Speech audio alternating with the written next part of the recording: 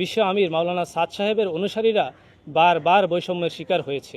মাওলানা জুবায়ের সাহেবের অনুসারীরা টঙ্গীর ইজতেমার ময়দানে 5 দিনের জোর করতে পেরেছে, কিন্তু মাওলানা সাদ সাহেবের অনুসারীদেরকে 5 দিনের জোর টঙ্গীর ময়দানে করতে অনুমতি দেওয়া হয়নি। আমরা লক্ষ্য করছি যে তবলিগ জামাতের বিভাজনের কারণে দাওয়াত ও তবলিগের বিশ্ব আমির মাওলানা সাদ সাহেবের অনুসারীরা চরম বৈষম্যের শিকার হচ্ছেন।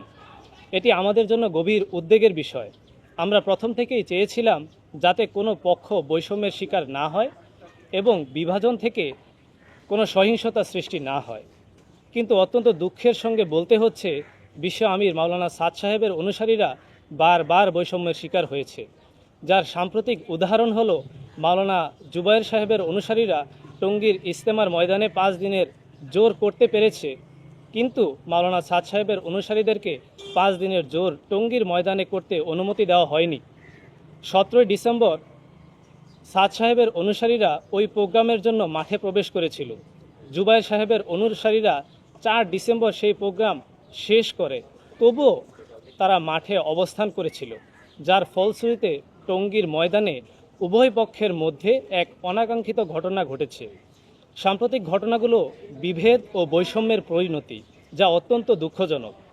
আমরা ঢাকা বিশ্ববিদ্যালয়ের সাধারণ শিক্ষার্থীদের পক্ষ হতে দ্ব্যর্থহীনভাবে বলতে চাই যে এই বৈষম্য দ্রুত নিরসন হওয়া জরুরি। দুই পক্ষের মধ্যে শান্তি ও ঐক্য ফিরিয়ে আনতে আমাদের সবাইকে এগিয়ে আসতে হবে। আমরা সংশ্লিষ্ট সকল পক্ষকে আহ্বান জানাই, আসুন সংলাপ এবং সমঝোতার মাধ্যমে সমাধান করি।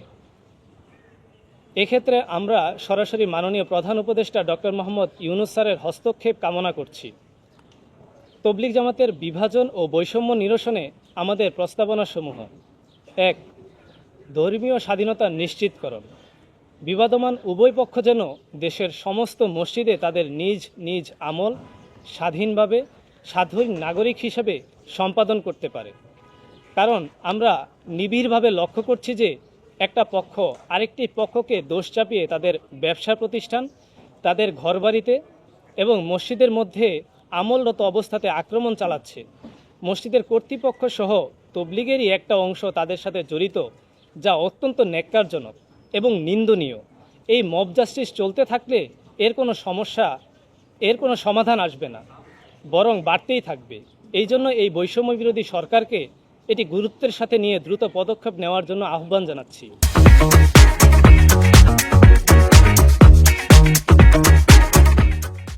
2. সমতা প্রতিষ্ঠা। কাকরাইল মসজিদ এবং টঙ্গীর ইজতেমার ময়দান দুই পক্ষের মধ্যে সমানভাবে ব্যবহার ও সমতা নিশ্চিত করা। আমরা জানি যে তবলিগ জামাত একটি অরাজনৈতিক মেহনত বা প্রতিষ্ঠান, অথচ এক পক্ষ আরেক পক্ষকে ঘায়েল করার জন্য রাজনৈতিক ট্যাগ লাগিয়ে চাপিয়ে রাখার চেষ্টা করছে।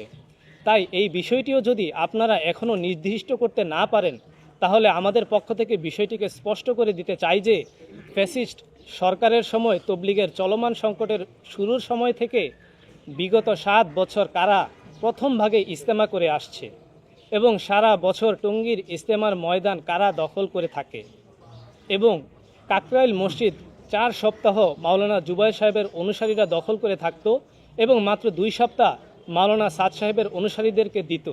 তাই এর সুষ্ঠু তদন্ত করে বৈষম্যহীন একটি পরিবেশ তৈরি করার জন্য সরকারকে উদাত্ত আহ্বান জানাচ্ছি। 3. বিশ্ব ইজতেমার মর্যাদা রক্ষা। টঙ্গীর বিশ্ব ইজতেমাকে সুন্দরভাবে পরিচালনা করে সারা বিশ্ব থেকে বিদেশি মেহমানদের অংশগ্রহণ নিশ্চিত করা। 4. মিথ্যা মামলা প্রত্যাহার। সব ধরনের মিথ্যা মামলা প্রত্যাহার করে সবাইকে স্বাধীনভাবে তবলিগের মেহনত করার সুযোগ প্রদান। 5. বিচার বিভাগীয় তদন্ত। সমস্ত হত্যাকাণ্ডের সুষ্ঠু বিচার নিশ্চিত করার জন্য বিচার বিভাগীয় তদন্ত পরিচালনা। 6. উস্কানিমূলক বক্তব্য বন্ধ। কেউ যেন কারো বিরুদ্ধে কোনো উস্কানিমূলক বক্তব্য প্রদান না করে ধর্মীয় সহ অবস্থান নিশ্চিত করে দেশের শান্তি ও মঙ্গল রক্ষা এবং বহির্বিশ্বে বাংলাদেশের সম্মান অক্ষুণ্ণ রাখা। 7. মুরব্বীদের অংশগ্রহণ নিশ্চিতকরণ। অন্যান্য ধর্মীয় গোষ্ঠীর মতো দুই পক্ষই যেন তাদের মুরব্বীদের অনুষ্ঠানে অংশগ্রহণের সুযোগ পায় এবং কোনো বাধার সম্মুখীন না হয়। 8. বিদেশি মেহমানদের অংশগ্রহণ বৃদ্ধি। আগামী বছরের বিশ্ব ইজতেমায় অধিক সংখ্যক বিদেশি মেহমানদের অংশগ্রহণ নিশ্চিত করার লক্ষ্যে উভয় পক্ষের নিজ নিজ প্রচেষ্টা এবং সরকারি সহযোগিতা প্রদান। 9. সরকারি উদ্যোগ। সরকারি সর্বোচ্চ মহল নিরপেক্ষ থেকে দুই পক্ষকে একত্রিত করে সমস্যার মূল কারণ উদ্ঘাটন এবং কার্যকর সমাধান প্রদান। 10. জাতীয় ঐক্য। সবাই যেন মানুষের আগে মানুষ হিসাবে ভেদাভেদ ভুলে দেশের কল্যাণে কাজ করে ধর্মীয় স্বাধীনতার সাথে বিশ্বে বাংলাদেশের সুনাম অক্ষুণ্ণ রাখার জন্য সামগ্রিক ব্যবস্থাপনা নিশ্চিত করা। 11. দেশব্যাপী উগ্রপন্থা, সহিংসতা, মেসাকার ও মব জাস্টিস বন্ধ করতে হবে। সাংবাদিক সহ সাধারণ মুসল্লিদের জানমালের নিরাপত্তা প্রদানে জরুরি পদক্ষেপ নিতে হবে।